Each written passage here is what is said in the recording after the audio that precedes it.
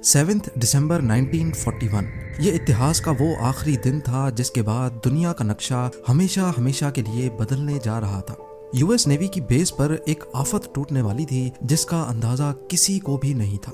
Battleship में मौजूद एक अफ्रीकन अमेरिकन बावर्ची डोरिस मिलर सूरज निकलते ही नेवी ऑफिसर्स को नाश्ता सर्व करता है और उसके बाद उनकी लॉन्ड्री कलेक्शन के काम पे लग जाता है। सुबह के ठीक 7:57 पे डोरिस को एक सायरन सुनाई देता है।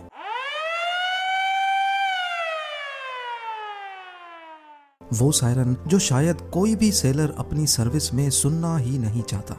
वो फौरन बाहर निकलता है और ये देखकर हैरत ज़दा रह जाता है कि पूरा आसमान जापानीज बॉम्बर एयरक्राफ्ट से भरा हुआ है। पलक झपकते ही पूरी नेवल बेस पे तो जैसे कोई कयामत टूट पड़ी हो, क्योंकि जापानीज एयरक्राफ्ट्स ने चुन चुन कर अमेरिकन शिप्स को तबाह करना शुरू कर दिया। ये हमला यूएस की पर्ल हार्बर बेस पे किया गया था और आज हम जानेंगे कि जापान ने अमेरिका जैसे मुल्क पर हमला करने की इतनी बड़ी हिम्मत क्यों की थी। डोरिस मिलर नामी एक बावर्ची को अमेरिका का सबसे बड़ा अवार्ड क्यों दिया गया और अमेरिका ने जापान पर न्यूक्लियर हमला क्यों किया था। ज़ेम टीवी की वीडियोस में एक बार फिर से खुशामदीद। नाजरीन, हमारी इस इंटरेस्टिंग कहानी की शुरुआत 1941 में होती है, जब वर्ल्ड वॉर 2 में अमेरिका ने चाइना को बचाने के लिए अपना सब कुछ दांव पर लगा दिया था। जी हाँ, वही चाइना जिसके खिलाफ आज 2023 में अमेरिका खुलकर बात करता है। हुआ कुछ यूं था कि वर्ल्ड वॉर 2 को स्टार्ट हुए 3 साल गुजर चुके थे, जिसमें एक साइड पे जर्मनी और इटली थे, जबकि दूसरी साइड पे ब्रिटेन, नीदरलैंड्स और फ्रांस थे। इस जंग में अमेरिका का कोई पार्ट नहीं था। अमेरिका पूरी तरह से न्यूट्रल था, क्योंकि वर्ल्ड वॉर 1 में हुए नुकसानात की वजह से अमेरिका खुद को यूरोप और एशिया में होने वाली जंग से बिल्कुल अलग रखना चाहता था। पर एक मुल्क था जो अमेरिका को मुसलसल सताए जा रहा था, और वो था जापान। जापान के पास नेचुरल रिसोर्सेज कम होने की वजह से वो अपने आस पड़ोस के मुल्कों पर धड़ाधड़ कब्जा जमा रहा था, ताकि वो अपनी नेचुरल रिसोर्सेज की डिमांड्स पूरी कर सके। कोरिया, ताइवान और चाइना के बड़े इलाकों पर जापान कब्जा कर चुका था। पैसिफिक ओशन में ही जापान के करीब फिलीपींस, मलेशिया और इंडोनेशिया पर भी इसकी नजर थी। पर मसला ये था कि मलेशिया ब्रिटिश कॉलोनी थी, इंडोनेशिया नीदरलैंड्स की और फिलीपीन न्यूट्रल रहने वाले अमेरिका की कॉलोनी थी। इन कंट्रीज को जापान का दूसरे मुल्कों पर कब्जा करना बिल्कुल भी ठीक नहीं लग रहा था, क्योंकि जापान के पीछे असल में हिटलर का हाथ था और हिटलर ब्रिटेन और अमेरिका का दुश्मन था। जापान की ये हरकतें देखकर जुलाई 1941 में अमेरिका ने जापान को ऑयल देना बंद कर दिया। जापान के पास खुद का ऑयल नहीं था, बल्कि उसकी डिमांड का 80% ऑयल वो अमेरिका से ही इंपोर्ट करता था। अमेरिका ने उसके सामने ये कंडीशन रखी कि पहले उसको चाइना में अपना कब्जा छोड़ना पड़ेगा, फिर जाकर उसको ऑयल दिया जाएगा।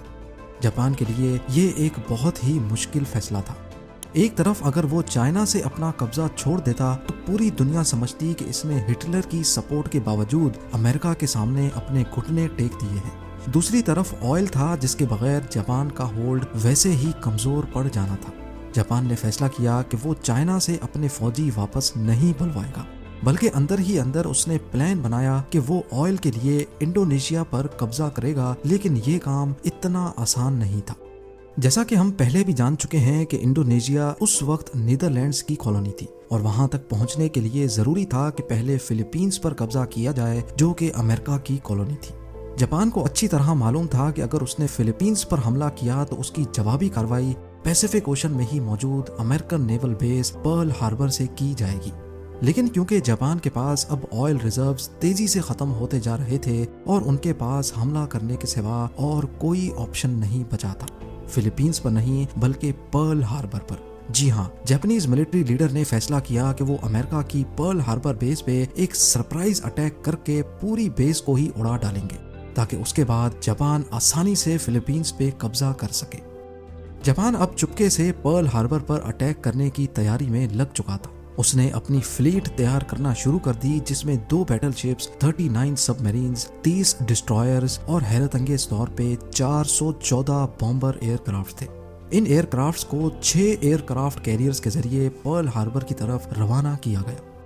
दूसरी तरफ अगर पर्ल हार्बर पर खड़ी अमेरिकन फोर्स का अंदाजा लगाया जाए तो इसमें 8 बैटलशिप्स, 59 एंटी एयरक्राफ्ट शिप्स, 4 सबमरीन्स और 390 एयरक्राफ्ट थे। देखा जाए तो अमेरिका के पास जापान का हमला नाकाम बनाने के लिए काफी फोर्स मौजूद थी, लेकिन इसके लिए जरूरी था कि इनको पहले से इस हमले की इंफॉर्मेशन मिल जाए। पर जापान ये अटैक हर तरह से सीक्रेट रखना चाहता था, इसीलिए जापानीज कमांडर ने फैसला किया कि हमले से पहले वो किसी किस्म की भी वायरलेस कम्युनिकेशन से दूर रहेंगे। जापान से निकलने वाली फोर्स करीब 8000 किलोमीटर का फासला तय करके अब पर्ल हार्बर से सिर्फ 370 किलोमीटर दूर थी, और यही वो पॉइंट था जहां से एयरक्राफ्ट्स को हमला करने के लिए टेक ऑफ करवाया गया। ये वर्ल्ड वॉर 2 का सबसे बड़ा हमला होने वाला था, जिसमें अमेरिका अभी तक शामिल ही नहीं था।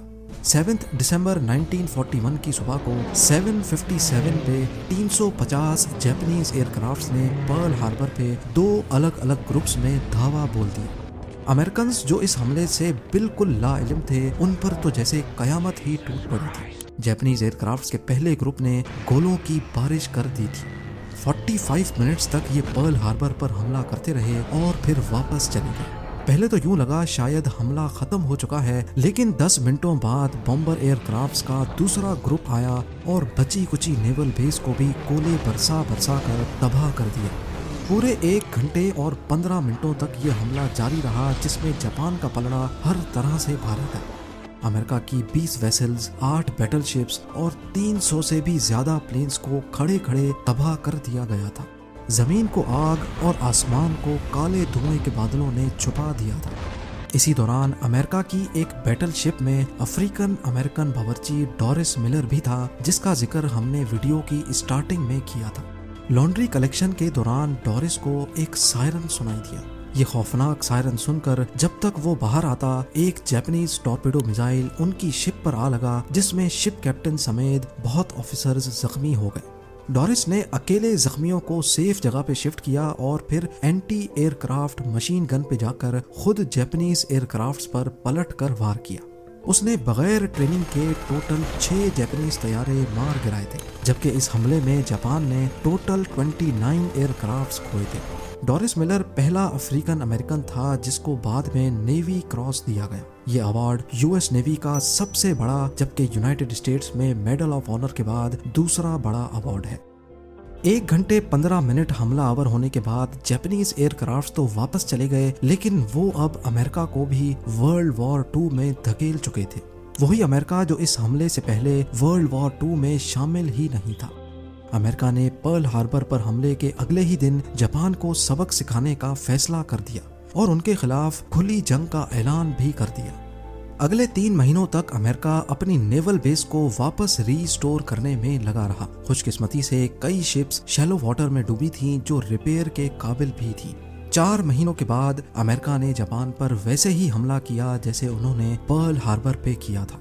जी हाँ, अप्रैल 1942 में अमेरिका ने जापान के कैपिटल टोक्यो पर बमों की बरसात कर दी। ये अमेरिका का वर्ल्ड वॉर 2 में किया जाने वाला पहला हमला तो था, लेकिन इसके बाद अमेरिका ने बस नहीं की। अगले 4 सालों तक जापान और अमेरिका की शदीद लड़ाई चलती रही, जिसमें अब अमेरिका का पलड़ा भारी था।